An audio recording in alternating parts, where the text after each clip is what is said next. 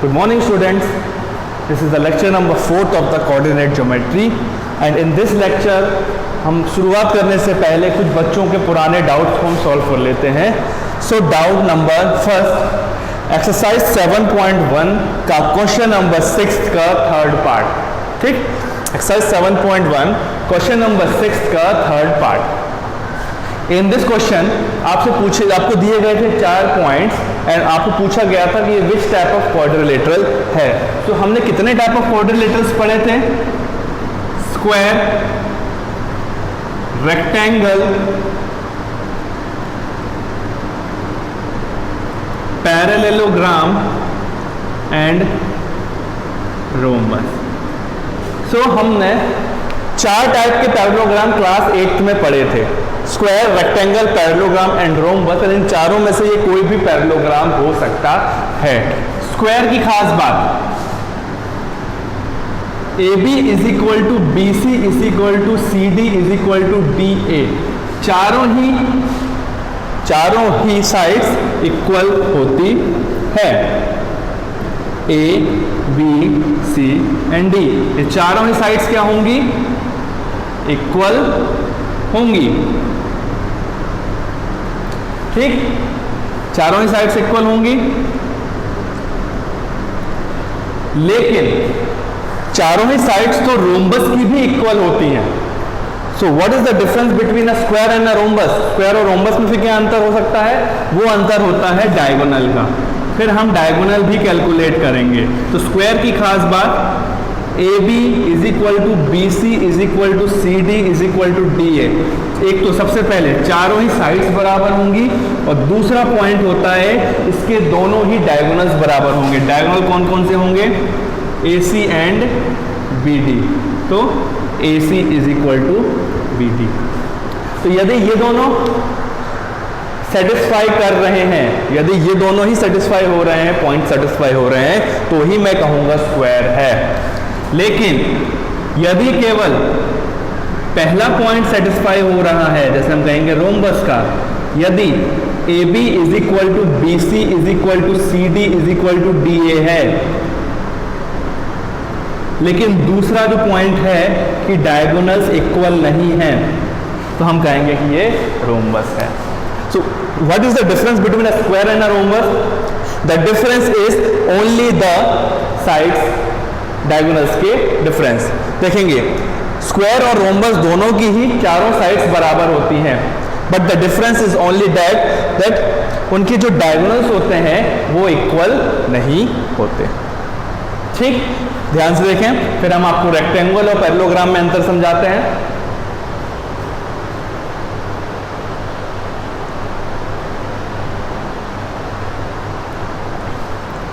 तो आगे आपको समझ में what is the difference between a square and a rhombus.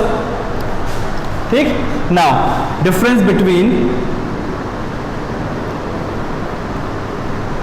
Rectangle and parallelogram.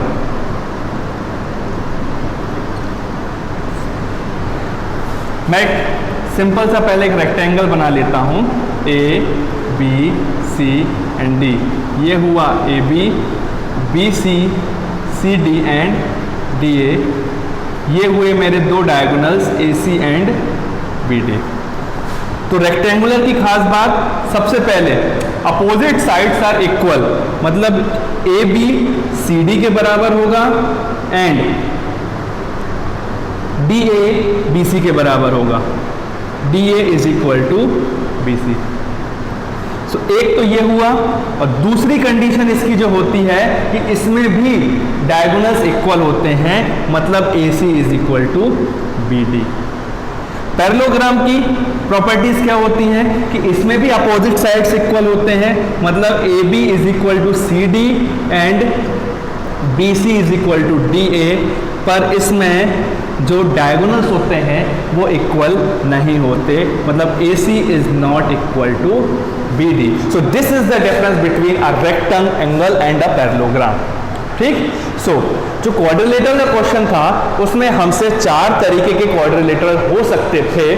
मैंने आपको स्क्वायर और रेक्टेंगल का केवल एक एग्जांपल दिया था। इसका मतलब ये नहीं था कि क्वाड्रिलेटरल केवल 2 ही तरीके के होते हैं।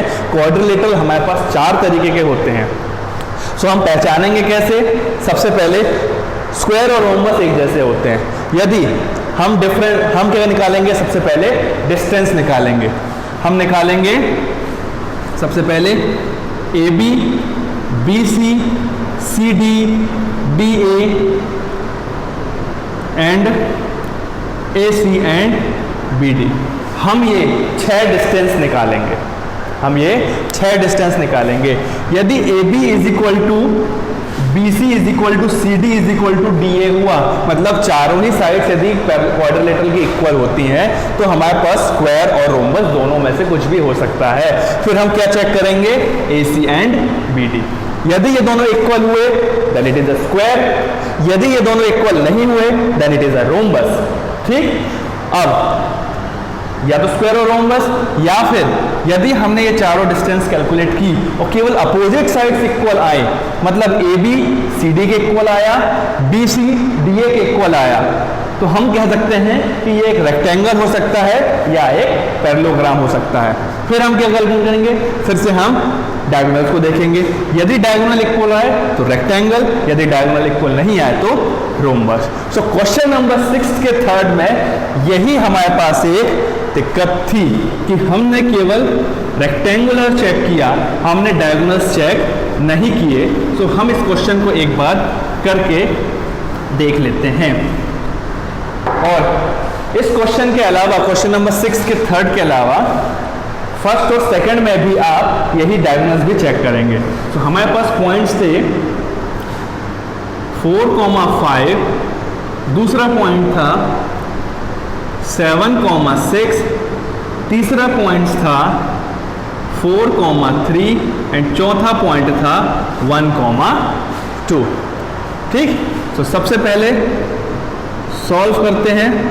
पहले हम पॉइंट्स को इमेजिन करेंगे कि A है हमारा 4,5, B 7,6, C 4,3 एंड D 1,2। ठीक, चारों पॉइंट्स हो गए।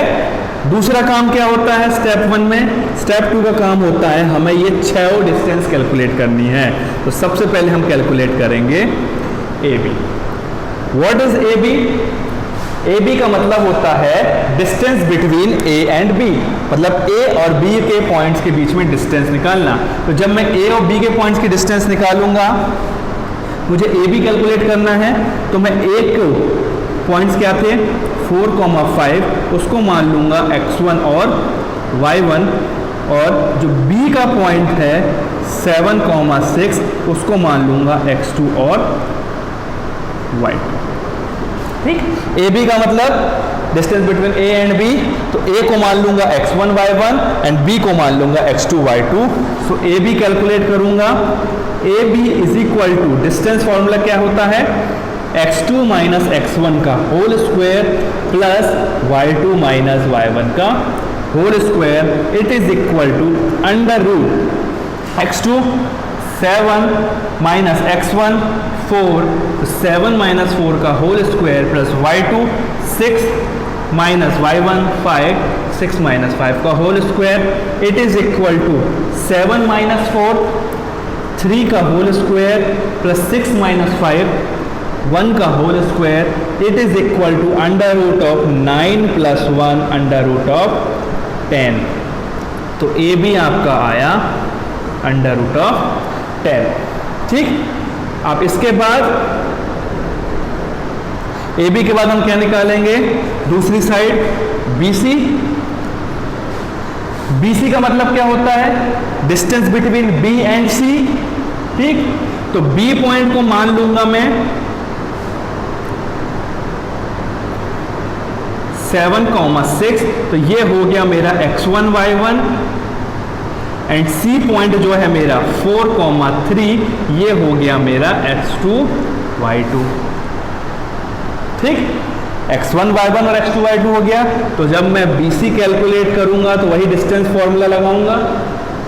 ठीक, x2 माइनस x1 का whole square plus y2 minus y1 का whole square it is equal to under root x2 क्या है अब मेरे लिए 4 माइनस x1 क्या है 7, तो 4 माइनस 7 का होल स्क्वायर प्लस y2 क्या है मेरे लिए 3 माइनस y1 क्या है मेरे लिए 6, तो 3 माइनस 6 का whole square it is equal to under root 4 minus 7 minus 3 का whole square plus 3 minus 6 minus 3 का whole square it is equal to minus 3 का whole square 9 plus 9 it is equal to under root of 18। तो BC आया मेरा under root of 18। BC आ गया। Similarly मैं क्या कैलकुलेट करूंगा CD भी मैं ऐसा ही कैलकुलेट करूंगा। C पॉइंट को मान लूंगा x1 y1 और D पॉइंट को मान लूंगा x2 y2, और जब मैं x1 y1 और x2 y2 कैलकुलेट करूंगा डिस्टेंस फार्मूला से तो मुझे CD की वैल्यू जो मिलेगी फार्मूला लगाने के बाद वो मिलेगी, मैं फार्मूला लिख देता हूँ x2 माइनस x1 का whole square plus y2 minus y1 का होल स्क्वायर। आप पूरा कैलकुलेट करेंगे और जब आप CD कैलकुलेट करेंगे तो CD के बाद आपको जो आंसर मिलेगा वो होगा अंडर रूट ऑफ 10। ठीक, मैंने सॉल्व नहीं किया है, आप सॉल्व करेंगे पूरा। तो CD की वैल्यू आएगी अंडर रूट ऑफ 10 और CD कैलकुलेट करने के बाद आप कैलकुलेट करेंगे DA का मतलब distance between D and A, तो D पॉइंट को मान लूंगा x1 y1 और A पॉइंट को मान लूंगा x2 y2, और डिस्टेंस फॉर्मूला लगाने के बाद जो आंसर आएगा वो आएगा अंडर रूट ऑफ 18। ठीक, अंडर रूट ऑफ 18। तो मैंने क्या देखा, CD की वैल्यू आ गई अंडर रूट ऑफ 10, DA की वैल्यू हो जाएगी अंडर रूट ऑफ 18। तो देखो AB is equal to CD, AB भी अंडर रूट 10 है, CD भी अंडर रूट 10 है, तो AB is equal to CD and BC की वैल्यू अंडर रूट ऑफ 18 और DA की वैल्यू अंडर रूट ऑफ 18, तो BC और DA इक्वल हैं।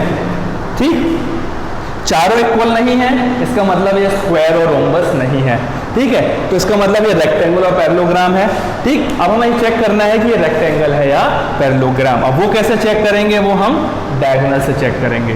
तो अब हम निकालेंगे AC। AC का मतलब A पॉइंट क्या है 4,5 और C पॉइंट 4,3। AC निकालना A पॉइंट और C पॉइंट। सो इसको मान लेंगे x1 y1 और इसको मान लेंगे x2 y2। सो AC का फॉर्मूला वही under root of x2 minus x1 का whole square plus y2 minus y1 का होल स्क्वायर।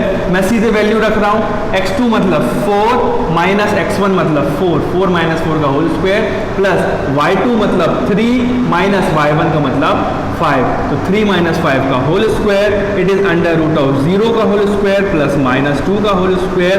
तो AC की वैल्यू आपकी आएगी माइनस 2 का whole square under root of 4 मतलब 2, तो AC आया अंडर रूट ऑफ 2। सिमिलरली मैं कैलकुलेट करूंगा अब BD। BD का मतलब distance between B and D। B point क्या है हमारा 7,6 एंड D पॉइंट क्या है हमारा 1,2। तो B हो गया मेरा x1 y1 और D हो गया मेरा x2 y2। फिर से वही BD में डिस्टेंस फॉर्मूला लगाऊंगा under root of x2 minus x1 का whole square plus y2 minus y1 का होल स्क्वायर।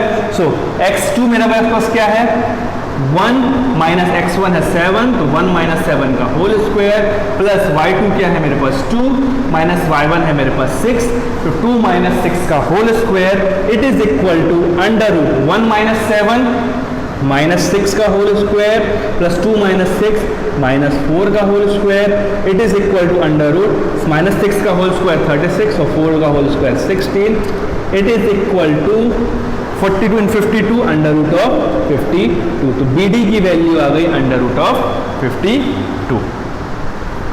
ठीक, तो देखेंगे AC is equal to BD है and BC is equal to DA है। ये हुआ AB एंड CD बराबर है under root of 10, BC and DA बराबर है अंडर रूट ऑफ 18। तो ये रेक्टेंगुलर और पैरेललोग्राम हो सकता है, पर मैंने क्या नोटिस किया कि दोनों ही डायगोनल्स इक्वल नहीं हैं, but diagonals are not equal, therefore it is parallelogram. इसका मतलब ये क्या है, एक पैरेललोग्राम। ठीक, मैंने 6 और डिस्टेंस कैलकुलेट की, शुरू की 4 डिस्टेंस से साइड्स निकाल के मैंने रेक्टेंगल और पैरेललोग्राम बताया, और उनमें से पैरेललोग्राम और रेक्टेंगल में से क्या एक है वो मैंने डायगोनल चेक करके बता दिया। सो आपको आया समझ में, ये है स्टेप्स। इसी तरीके से क्वेश्चन नंबर 6 का फर्स्ट एंड सेकंड भी आप डायगोनल्स चेक करेंगे, तो मुझे उम्मीद है आपने डायगोनल्स चेक नहीं करे होंगे।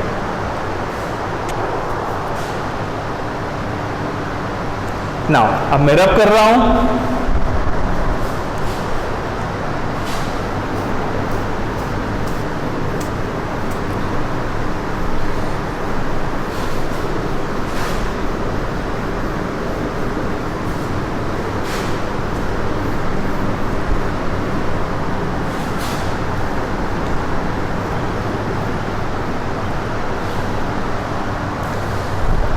सो लास्ट लेक्चर में मेरे से एक छोटी सी मिस्टेक हो गई थी, कैलकुलेशन एरर थी, वो मैं अब आपको कन्फेस कर रहा हूँ कि वो एक छोटी सी गलती थी, वो वहाँ पे मैं आपको सुधार दे रहा हूँ।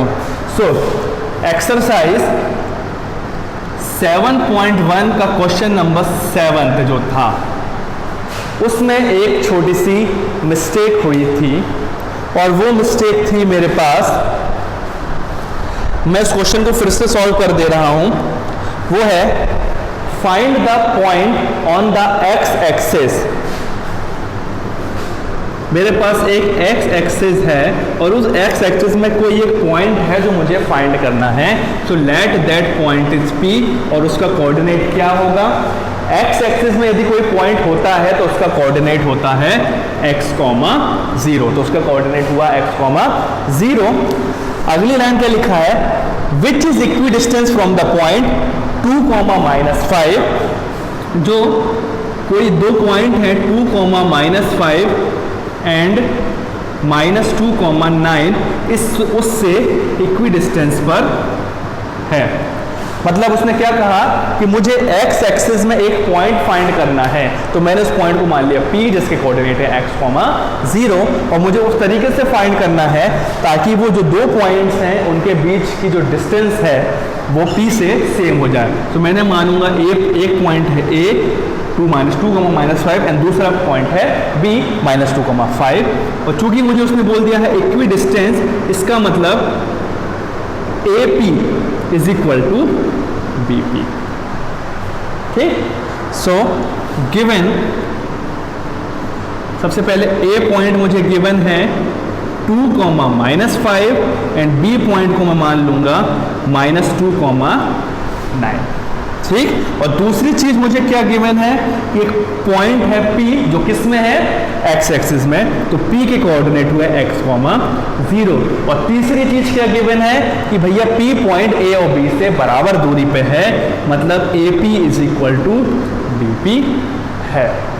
सो अब मैं AP और BP कैलकुलेट करूंगा और इसको इक्वल करूंगा। सो अब मैं सॉल्व करता हूं, और सबसे पहले मैं क्या सॉल्व करूंगा, AP का मतलब A पॉइंट हमारे पास क्या है, 2, -5 एंड P पॉइंट है मेरा x, 0। सो इसको मान लूंगा मैं x1, y1 और इसको मान लूंगा मैं x2, y2। सो AP क्या होगा, डिस्टेंस फॉर्मूला x2 - x1 का whole square plus y2 - y1 का whole square, it is equal to under root x2 x -x1 2, so x -2 का whole square plus y2 0 -y1 -5 का whole square it is equal to under root x minus 2 का whole square plus minus minus plus का 5 का square मतलब 25। तो AP की value आ गई ये, ठीक, AP आ गया।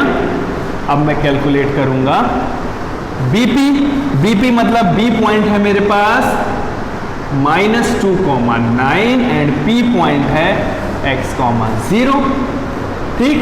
सो इसको मान लूंगा मैं x1/1 और इसको मान लूंगा मैं x2/2। सो BP का मतलब under root x2 minus x1 का whole square plus y2 minus y1 का होल स्क्वायर, ठीक। x2 माइनस x1 का होल स्क्वायर सॉल्व करता हूं।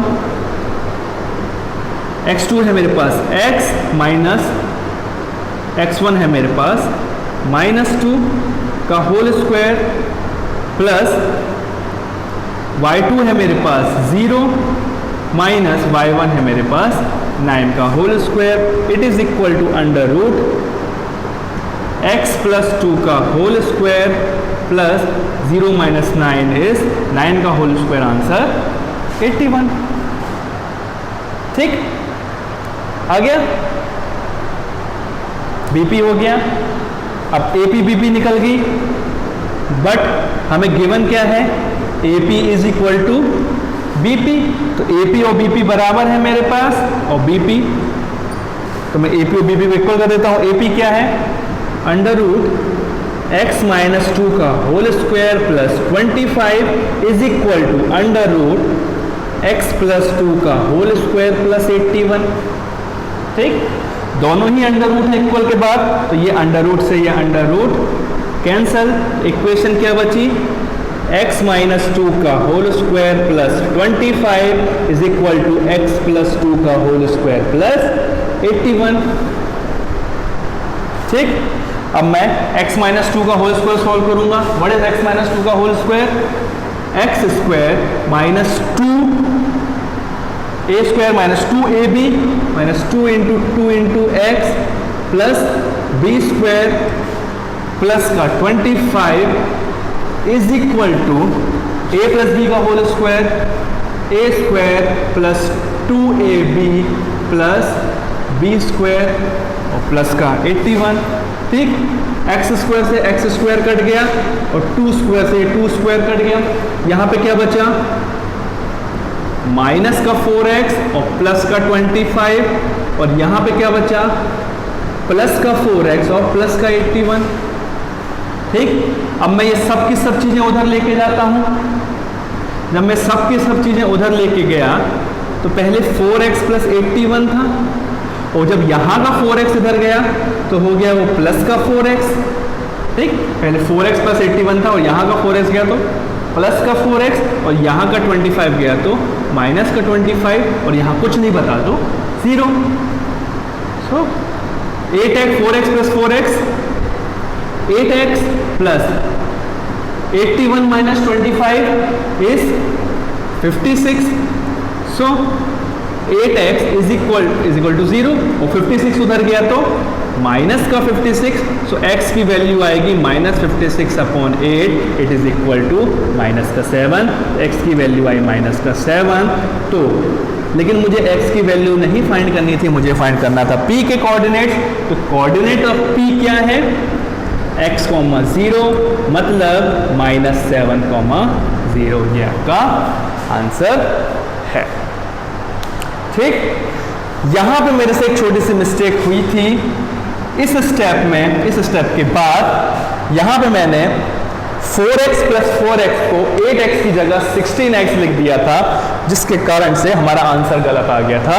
ये वो मेरे मिस्टेक्स थी, आप उसको सुधार लें, एक छोटी सी कैलकुलेशन एरर थी। सो इससे आपसे ये साबित होता है कि कैलकुलेशन एरर किसी से भी हो सकती है। सो बहुत ही ध्यान से क्वेश्चन सॉल्व करने होते हैं। यहाँ पे एक छोटी सी मिस्टेक हुई थी, इससे 4x प्लस 4 16x हो गया था। अब ये क्वेश्चन सही है and this is the answer, ठीक। सो आज की क्लास में इतना ही। यही वो हमारे डाउट्स थे जो आप लोगों ने पूछे थे, मैंने आपके दोनों डाउट्स सॉल्व कर दिए।